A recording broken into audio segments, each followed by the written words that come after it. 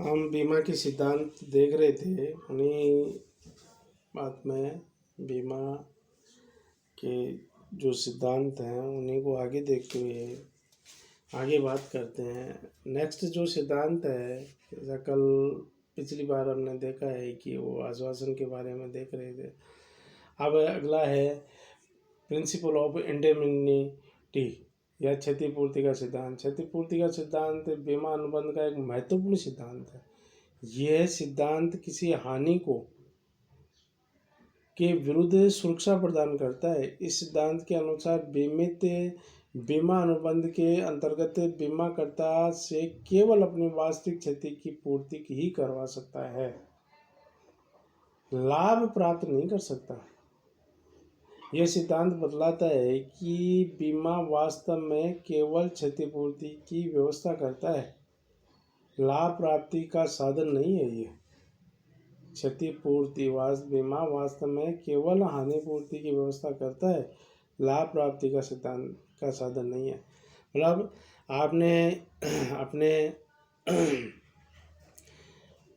कोई गोदाम है उसका बीमा कराया है, तो मान लो आपने बीमा कराया है 5 लाख रुपए का, जो कि उसमें जो गोदाम में जो माल रखा हुआ है उसको 5 लाख का बीमा कराया है। लेकिन आपको मान लो गोदाम में आग लगने की वजह से 2 लाख रुपए का नुकसान हुआ है, तो बीमा कंपनी की जिम्मेदारी केवल 2 लाख रुपए का भुगतान या जो नुकसान हुआ है, जो क्षति हुई है, जो डैमेज जो हुआ है, तो उसकी पूर्ति करने की जिम्मेदारी ही बीमा कंपनी की है।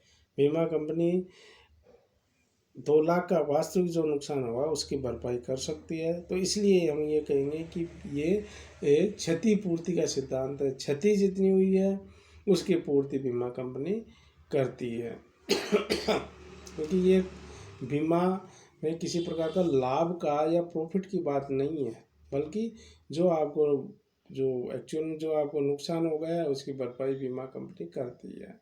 तो इसके लिए हम कहेंगे कि इसका एक निश्चित क्षेत्र होना चाहिए। जैसे कि मान लो पहले से निर्धारित के जीवन बीमा होगा, वैधानिक दुर्घटना बीमा होगा, स्वास्थ्य बीमा होगा, और उसका एक उद्देश्य होना चाहिए।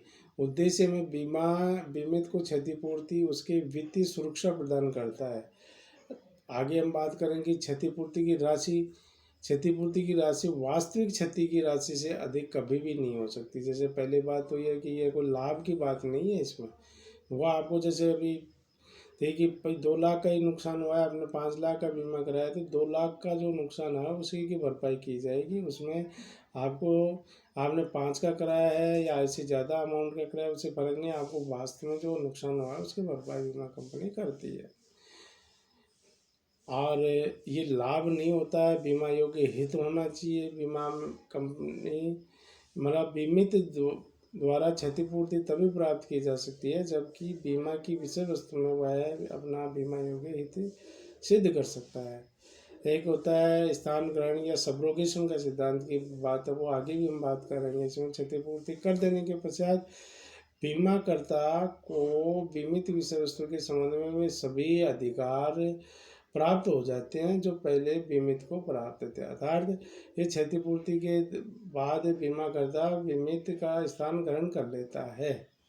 जैसे मान लो किसी ने आपने मतलब कोई गाड़ी का बीमा कराया, गाड़ी अत्यधिक डैमेज हो गई है और बीमा कंपनी ने व्यक्ति को भुगतान जो क्षति जितना जो नुकसान हुआ था उस गाड़ी के बीमा कराया था, तो उसका मतलब बीमा कंपनी भरपाई कर दी। अब बीमा कंपनी उस गाड़ी की स्वयं मालिक है, उसका अधिकार है कि वो अपना स्वयं उस गाड़ी के संबंध में जो भी व्यवहार करना चाहती है वो कर सकती है, बेच सकती है या कोई बात लाना चाहती है, जैसा भी है वो बीमा कंपनी का राइट होगा। तो इसको कहते हैं कि ये स्थान ग्रहण का सिद्धांत है। सबरोगेशन का जो प्रिंसिपल है वो एक से अधिक बार कोई बीमा हो जाता है तो भी ये बीमित ने एक से अधिक बीमा ले रखे हैं तो वो एक पूर्ण क्षतिपूर्ति ही प्राप्त कर सकता है। मतलब सभी को मिला के भी क्षतिपूर्ति है। जैसे मान लो कि किसी व्यक्ति ने 5 बीमा कंपनियों से 1-1 लाख रुपए का बीमा करा रखा है, वहाँ मान लो कुल ही 1 लाख रुपए का नुकसान हुआ तो सभी पांचों कंपनियां जो है 20-20 हज़ार रुपये दे के या क्षतिपूर्ति कर सकती है। 1 लाख रुपए तक की क्षति जो हुई है उसकी भरपाई कर सकती है। लेकिन ऐसा नहीं कि सभी से 1-1 का करा रखा तो सभी 1-1 लाख रुपए दे, क्योंकि यहाँ नुकसान की बात है। जो आपको वास्तविक नुकसान हुआ है उसी की भरपाई की जाएगी बीमा कंपनी द्वारा, क्योंकि बीमा ये कोई प्रॉफिट की बात है नहीं, कोई फायदे की चीज़ें इसमें होती नहीं है। इसमें मतलब ये कहें कि इस सिद्धांत का क्या मतलब होता है, क्या फ़ायदे क्या होते हैं। तो एक सार्वजनिक को सुरक्षा मिलती है, जानबूझकर हानि को रोक लगाता है, एक संपत्ति की देखभाल भी करता है आदमी, क्योंकि अब जो नुकसान होगा उसी की भरपाई होगी। प्रीमियम में भी कमी आती है इससे सिद्धांत में, बीमा के इसे प्रीमियम में कमी करने के प्रोत्साहन करता है। और इसका कारण ये है कि बीमा वास्तविक क्षति ही मिलने के कारण आर्थिक सावधानी बरतता है, इससे क्षति में कमी होती है ना। और अल्प बीमा नहीं है ये, बल्कि ये वास्तविक क्षति ही प्राप्त होती है। अतः यह संपत्ति में अधिक या कम मूल्य का बीमा नहीं करवाते हैं। और इसकी वैधता के लिए भी क्या अनुबंध है वैध माना जाता है, नहीं तो इसके अभाव में बीमा अनुबंध जुए के समान हो जाता है। क्षतिपूर्ति के सिद्धांत की पालना अग्नि बीमा में भी होती है, और समुद्री बीमा और दुर्घटना बीमा है। अब ये क्षतिपूर्ति कैसे की जाती है, तो नकद भी हो सकती है हानि के कारणों और बीमा के बारे में संतुष्ट हो जाने के पश्चात क्षतिपूर्ति की राशि को भी नकद भुगतान के रूप में देता है। और मरम्मत करा के भी इसमें क्षतिपूर्ति की जा सकती है। और यदि रिप्लेसमेंट करके भी दूसरी वस्तु दे के भी क्षतिपूर्ति की जा सकती है, और पुनः स्थापन करके भी क्षतिपूर्ति की जा सकती है। तो ये इसमें मतलब क्षतिपूर्ति के संबंध में जो नुकसान की भरपाई के जो तरीके हैं वो बताए हैं कि भाई पुनः स्थापना भी है, प्रतिस्थापना है, मरम्मत भी हो सकती है, नकद भुगतान भी हो सकता है। कि अभी क्षतिपूर्ति के सिद्धांत में ये कहेंगे कि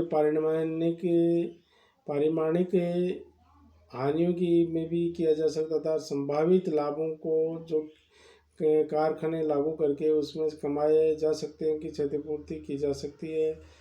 और पुनर्स्थापना का बीमा भी किया जाए है कि नेक्स्ट बात हम करेंगे। ये बीमा कंपनियां मूल्यांकित बीमा पत्र जो वैल्यूड पॉलिसीज है भी जारी करता है। इसके अंतर्गत बीमित को क्षति होने पर बीमा पत्र की संपूर्ण पूर्व निर्धारित राशि दी जा सकती है। और इसी प्रकार यदि समुद्री बीमा में भी आजकल जो माल है कार्गो की व्यवहारिक मूल्य के बराबर क्षतिपूर्ति भी दी जा सकती है। ऐसे दशा में हानि होने पर यदि केवल माल की लागत का ही नहीं बल्कि माल की बजाय मूल्य या अधिक मूल्य को भी अनुबंध की शर्तों में तय किए जा सकती है। तो ये क्षतिपूर्ति। अब हम इसमें ये मान लें कि जो क्षति हो गई है उसकी पूर्ति की जाती है। तो इसका मतलब क्या है कि ये बीमा जो आपके समुद्री बीमा और दूसरी बात है अग्नि बीमा में, इनमें जो सामान्य बीमा है उनमें लागू होता है। लेकिन ये क्षतिपूर्ति का बीमा है वो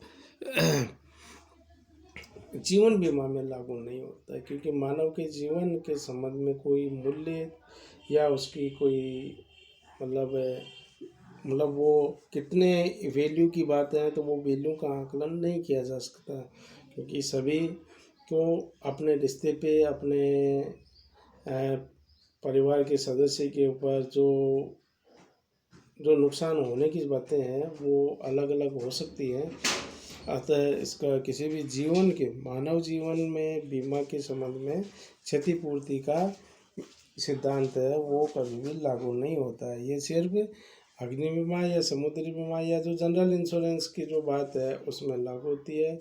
और जीवन के मामले मतलब मानव जीवन के मामले में जो कंपनसेशन की या इंडेमनिटी की बात करें या क्षतिपूर्ति की बात करते हैं तो वो सिद्धांत यहाँ लागू नहीं होता, क्योंकि मानव जीवन के संबंध में किसी भी प्रकार से क्षति की पूर्ति नहीं की जा सकती, क्योंकि उसकी वैल्यू या जो मूल्य में आकलन नहीं हो सकता है। जैसे फॉर एग्जांपल बताएं, मान लो पति की डेथ हो जाती है तो पत्नी के लिए उस में किसी प्रकार से क्षति की पूर्ति नहीं की जा सकती, क्योंकि वो जिस मतलब सोच है, जिस तरीके से उनकी जो मान्यता है, जिस तरीके से उनके संबंध थे, उनकी कभी भी पूर्ति नहीं की जा सकती। हम कह सकते हैं कि जीवन बीमा क्षतिपूर्ति का सिद्धांत यहाँ लागू नहीं होता है, सामान्य बीमा में ये सिद्धांत लागू होता है।